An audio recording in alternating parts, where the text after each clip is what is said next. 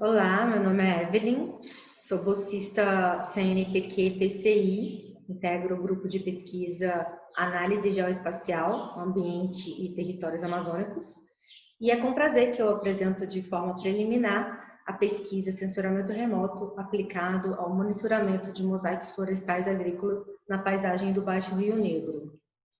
Bom, essa é uma pesquisa vinculada ao projeto institucional Conservação da Biodiversidade, Uso Sustentado dos Recursos Naturais e Melhoria da Qualidade de Vida das Populações Locais nas Florestas Alagáveis na Amazônia Brasileira.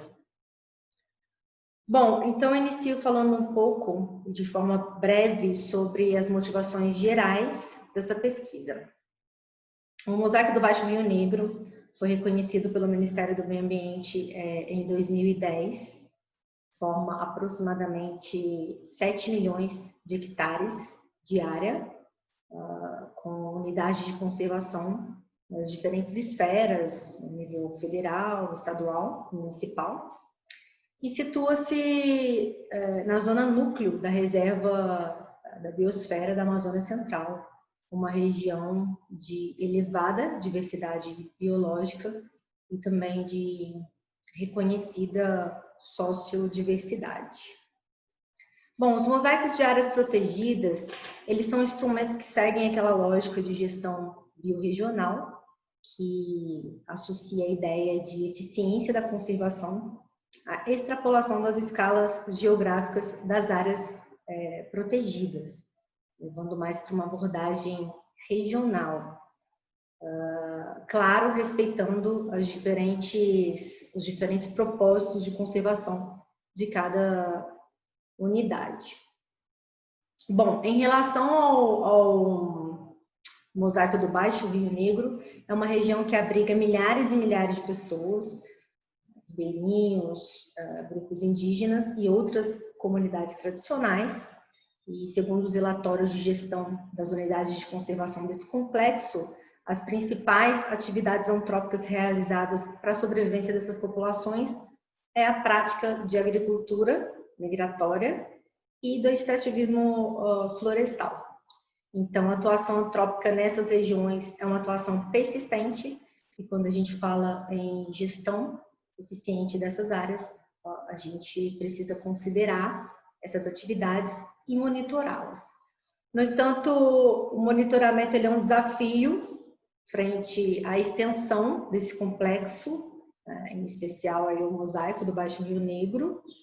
No entanto, felizmente, é um desafio que mostrou-se superável a partir da utilização de tecnologias como o sensoramento remoto, que oportunizam uma visão ampla e sistemática da superfície terrestre. Aqui eu acabei adiantando no primeiro slide, né? Aqui eu apresento as principais atividades antrópicas reportadas nos relatórios de gestão das unidades de conservação.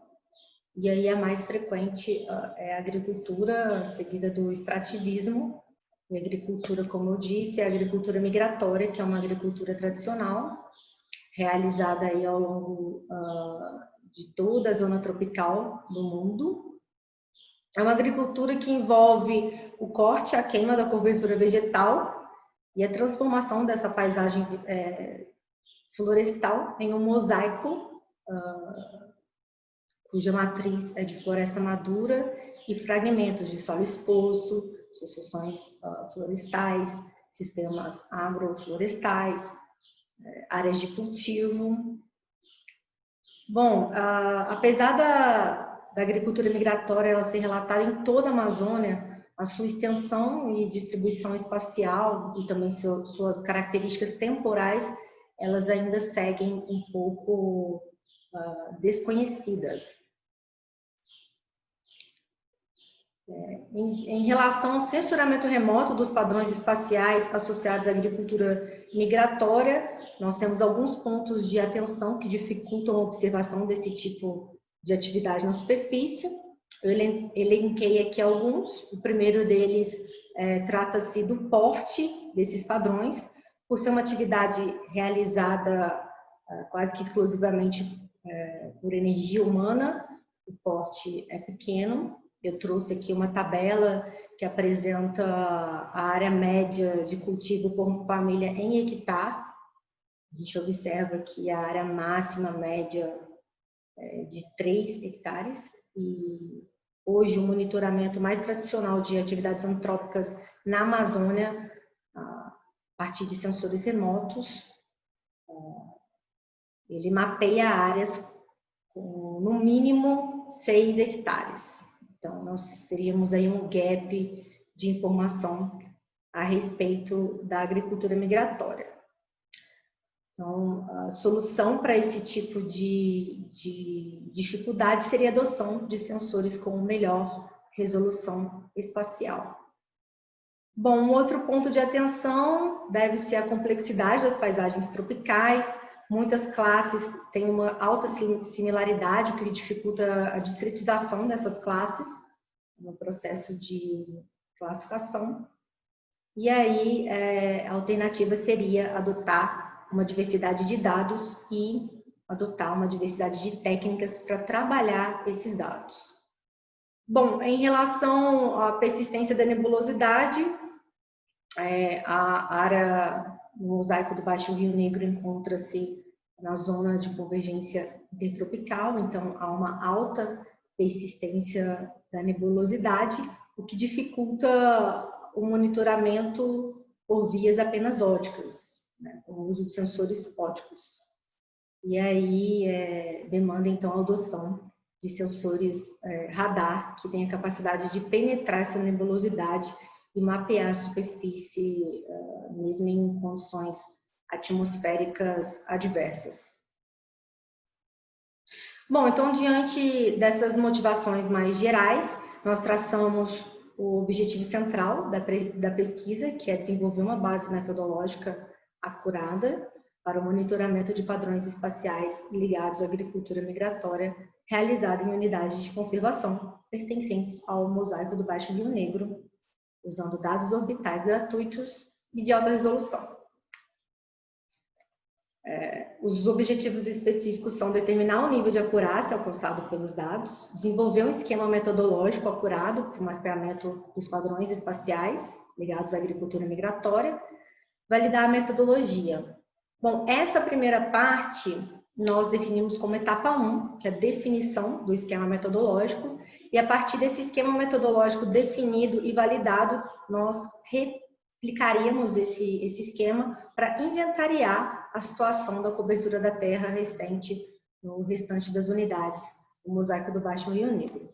E como área piloto para essa primeira parte, que é de definição da metodologia, nós adotamos a reserva de desenvolvimento Amanã, devido à disponibilidade de dados que temos de campo, que nos permite validar a nossa metodologia. Também utilizamos satélites, dados dos satélites da família Sentinel, que são satélites da Agência Espacial Europeia. Utilizamos o Sentinel-1, que trata-se de uma constelação de sensores radar de abertura sintética, que nessa apresentação nós vamos nos referir como SAR. Esses sensores, eles imaginam a superfície com uma polarização VV e VH, com uma resolução de mais ou menos 22 metros, uma resolução espacial. Também utilizaremos a constelação Sentinel-2, são sensores óticos. Utilizaremos 10 bandas espectrais, né, as bandas que apresentam resolução espacial de 10 e 20 metros. E também um dado SRTM para fazer as correções do terreno, correções geométricas nessas imagens.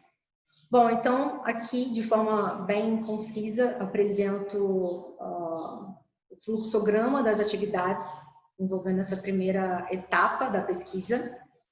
Vou passar rapidamente por cada uma delas. Primeiro, iniciamos com o pré-processamento dos dados. Então, pré-processamos a imagem Sentinel-1 e é um pré-processamento um pouco mais custoso, porque as imagens radar elas demandam um pré-processamento um pouco mais especial, comparado com os dados óticos. Em relação ao dado Sentinel-2, nós aplicamos uma correção atmosférica. Já com os dados pré-processados, nós extraímos os atributos desses dados. No caso do dado SAR, nós procuramos explorar, para além das informações qualitativas, né, que são aquelas baseadas na informação de amplitude da onda radar, nós, através do uso da fase, exploramos também as características mais quantitativas desses dados, aplicando técnicas um pouco mais avançadas radar, como a interferometria, através do cálculo da coerência interferométrica, e a polarimetria, através do cálculo de uma decomposição polarimétrica compacta. Bom, em relação aos atributos associados ao dado óptico do Sentinel-2, nós utilizamos as bandas espectrais puramente, calculamos alguns índices e também aplicamos o modelo linear de mistura espectral. Bom, como pretendemos integrar o dado SAR ao dado óptico, então o uso do SAR ele envolve uma abordagem um pouco diferenciada. O dado SAR, em função da natureza da onda SAR, geram dados com aparência um pouco mais salpicada, que chamamos de efeito speckle. Essa aparência ela dificulta a aplicação de algoritmos classificadores baseados no que a gente chama de pixel a pixel. Então, nós tivemos que adotar uma abordagem baseada em regiões e utilizamos para isso o segmentador fusão de região genérica. É um segmentador que ele apresenta 2 parâmetros de entrada.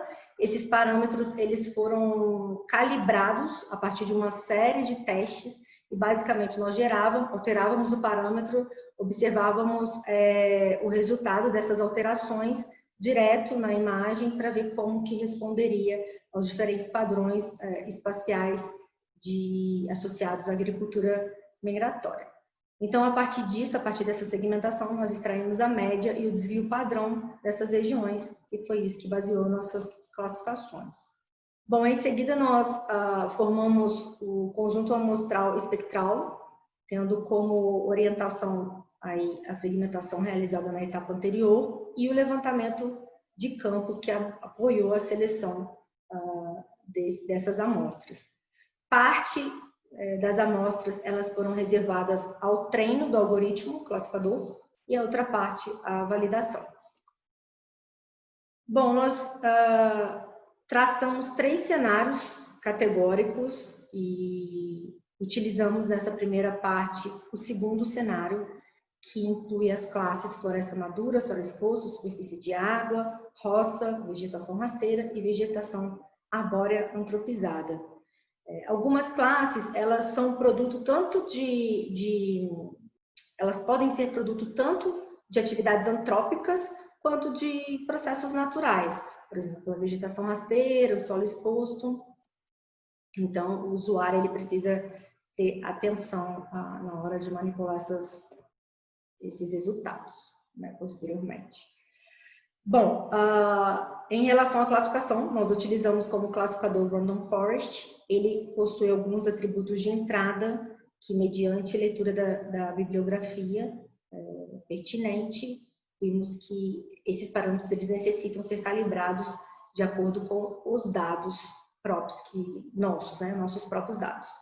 E nós fizemos isso observando o erro de out of bag, que é um erro que ele indica a capacidade preditiva dessas árvores de decisão aleatórias, né, que compõem toda a floresta do Random Forest.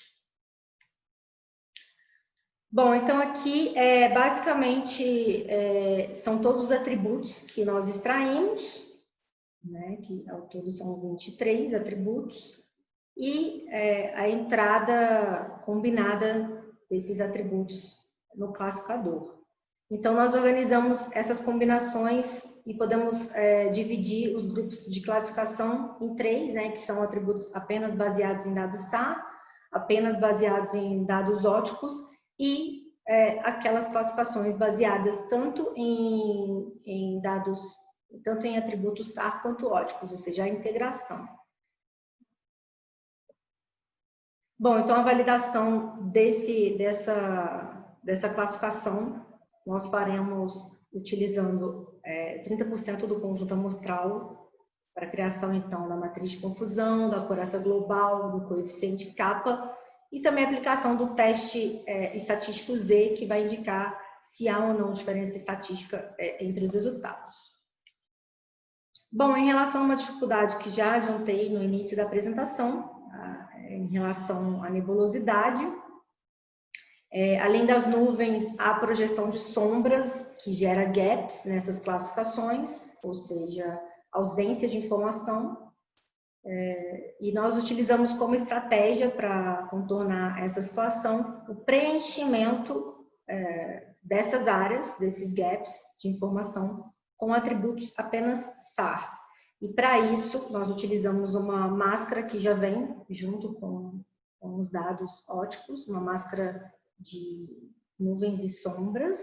Extraímos essas regiões de sombra e nuvem e pretendemos preencher essas regiões com atributos, uma classificação baseada apenas em atributos SAR. E para isso a gente precisou descobrir quais são os atributos SAR que retratariam da melhor forma os padrões espaciais da nossa área piloto. Para isso nós utilizamos análise combinatória por permutação simples e combinamos de todas as maneiras possíveis, variando de 2 a 6, os atributos SAR, que são 6 ao todo. Bom, essa análise combinatória gerou 57 combinações de atributos que deram entrada no algoritmo classificador, ou seja, resultou em 57 combinações. E nós avaliamos essa classificação por meio do coeficiente kappa. Apesar dele ser um coeficiente cada vez mais questionado na hora de avaliar a qualidade de uma classificação, era um coeficiente que já saía de forma automática no nosso algoritmo, então nós optamos por utilizá-lo como um indicativo mesmo da qualidade. Bom, então aqui, critério de ilustração, já chegando nas nossas descobertas preliminares dessa primeira fase. Nós geramos, conforme eu disse anteriormente, 23 atributos. Aqui eu apresento apenas 6, os 3 primeiros são atributos óticos e os 3 últimos são atributos SAR. Bom, em relação à coerência interferométrica, nós não conseguimos obter um produto que trouxesse uma informação boa e rica para o nosso processo classificatório. A princípio, achei que fosse em função da defasagem temporal, que é muito grande. No primeiro teste, eu fiz com uma defasagem temporal de 20 dias, e aí não resultou num bom produto. E aí eu baixei 2 outras imagens para verificar, com uma defasagem temporal de 12 dias, e igualmente não obtivemos um bom resultado. Então, precisa aí de uma investigação um pouco mais pormenorizada, tentar algumas técnicas diferentes de corregistro, de imagens, enfim, verificar de uma maneira mais detida esses resultados. Bom, aqui eu apresento os resultados dos atributos SAR, das classificações apenas com os atributos SAR, aquelas 57 classificações. E o melhor resultado, com um kappa maior, foi a razão de polarização VV, ou VH, combinado a polarização VV, mais a polarização VH. Apesar de ter respondido aí com o melhor kappa desses testes que fizemos, foi também o modelo que apresentou um dos maiores erros de out-of-bag. Então, a gente precisaria investigar aí as matrizes de confusão para poder observar mesmo o processo classificatório dessa combinação de atributos. Bom, aqui apenas a critério de ilustração, eu trouxe um trecho da classificação feita apenas com dados SAR, com atributos SAR.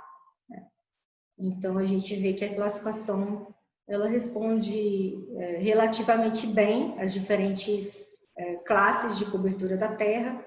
Aqui observei que as áreas de vegetação arbórea antropizada, elas foram discriminadas, a vegetação rasteira também, o solo exposto também.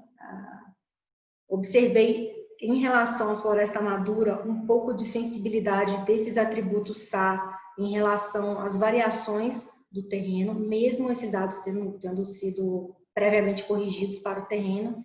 Então, também necessita uma melhor investigação do que poderia estar acontecendo para a gente conseguir melhorar aí esse produto final. Outro ponto também que merece atenção, e identifiquei como ponto de dificuldade, foi em relação à discriminação dos fragmentos de área de cultivo utilizando apenas radar. Então, é um ponto aí também que precisa mais teste, um pouco mais de esforço técnico.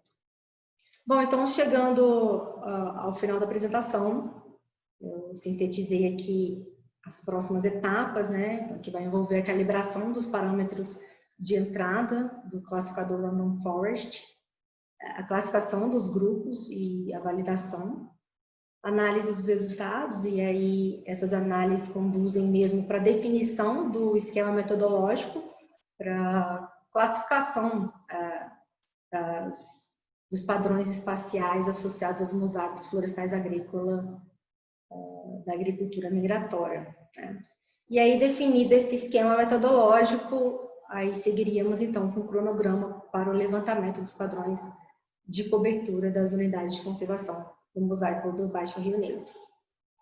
Então, eu agradeço vocês, termino por aqui essa apresentação, e fico satisfeita em compartilhar essa pesquisa em caráter preliminar. Obrigada.